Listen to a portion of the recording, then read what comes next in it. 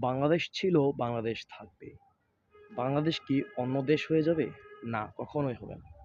আমি, আপনি, আমরা যতদিন জীবিত আছি ততদিন পর্যন্ত বাংলাদেশ থাকবে।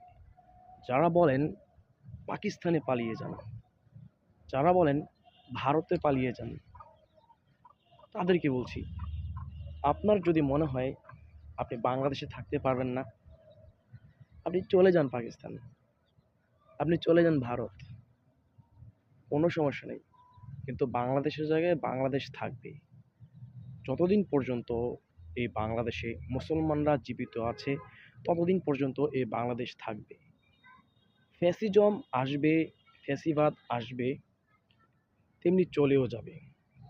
মনে রাখবেন, ইতিহাসে অনেক রাজা বাদশারা এসেছিল যাদের অস্তিত্ব এখন আর নেই। তারা বিলীন হয়ে গেছে, কিন্তু তাদের ইতিহাস আমাদের মাঝে রেখে গেছেন। সেই ইতিহাস থেকে আমাদেরকে শিক্ষা গ্রহণ করতে হবে। এবং এখন যেটা হচ্ছে গণ অভ্যুত্থান, এখান থেকেও আমাদেরকে শিক্ষা গ্রহণ করতে হবে।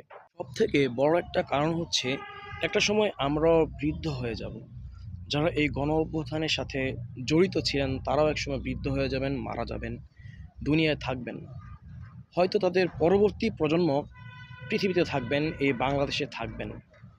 তখন এই ২৪টা হবে তাদের কাছে ইতিহাস।